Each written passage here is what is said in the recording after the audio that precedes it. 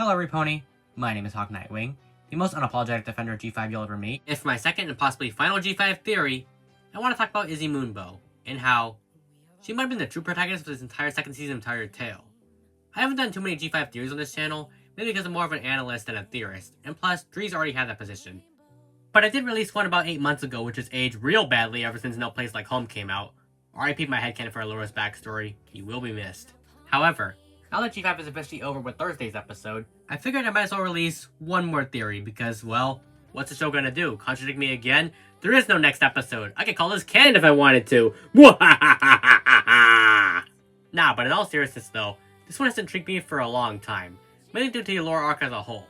You'll notice that out of all the characters, Naruto Season 2 has had quite an intense focus on Izzy as a character. Between the first special, The Walkie Walkies, which is about Izzy trying to rediscover her creative juices, and new friend showing Izzy trying to make friends with Alora, there seems to be a connection here, stemming all the way back from Secrets of Starlight.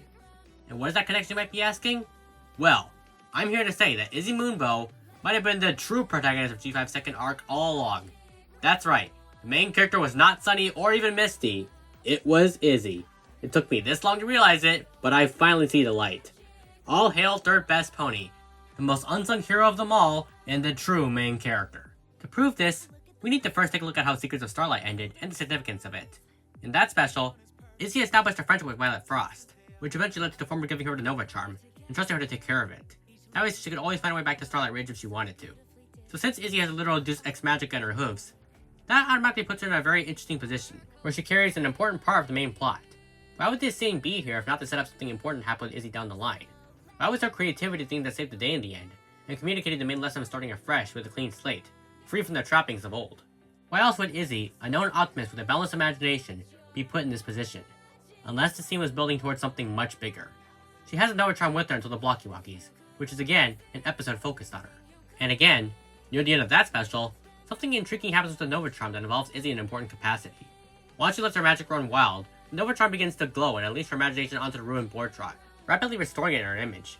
When her friends arrive, the Nova Charm shatters into 6 pieces, each going to one portion of the park. A monumental event which essentially kickstarts Season 2B, and has Alora in her current situation, never to be resolved. Thanks Hasbro, I love ya. Izzy basically becomes a literal god in that moment, with her own rainbow power form, with the ability to conjure whatever she wants out of thin air. And the entire special is building up towards this huge burst of inspiration, this tentpole event in the canon. You cannot deny that the writers wanted to convey some sort of plot significance, by having Izzy be the pony to unintentionally be the pony to set all these events in motion. Like Secrets of Starlight, the outcome was her own doing, and she is the sole defining factor in the board trot's creation. Again, this shows that Izzy has a significant impact on the plot, almost as she drives the entire story to some capacity, like a main character. Why would she be put in this position otherwise? Why would the first ever special, the first and now last special ever, why else would it be devoted to Izzy? And why else would it end with her kickstarting such an important event in the overall narrative? And finally we come to New Friend, which is all about Izzy advancing the plot yet again. 3 times already, our favorite crafts pony has been the focus of a plot-focused episode. That cannot just be a coincidence. In this episode, she tries and repeatedly fails to make friends with Alora. The episode wraps up with her getting trapped in a snow globe and Sim and Pimp saving her. Her actions directly resulted in a mid-season confrontation with the main antagonist, and an epic cliffhanger ending being the result of that confrontation. Why was the episode about her and Alora specifically, and the fallout of the Nova Charm shattering? Why would this episode matter so much other than Izzy was the hidden protagonist this entire time? Okay, Future Hawk here. I didn't include Life for Your Lives in the script because I made this video beforehand, but it's another Izzy episode, and it's also the sequel to Walkie Walkies. She has the most episodes out of this entire season. I think my theory is confirmed now. For as much importance as Sunny's arc had to the story about alicorns, anytime Izzy was involved in something Alora related, it was significant to the main story. And I see no other conclusion you can draw from this.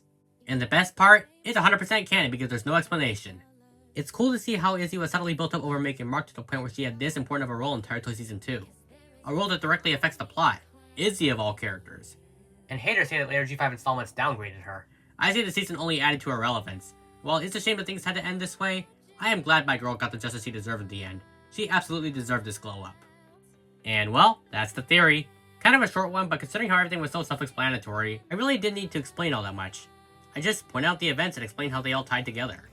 And really, what enough to go on when it comes to G5 theories. I might have only made 2 on this channel, but I absolutely had so much fun with this last one. Now, time to review the final episode and see how this all comes to a close. But, what do you guys think of this theory? Feel free to let me know in the comments below.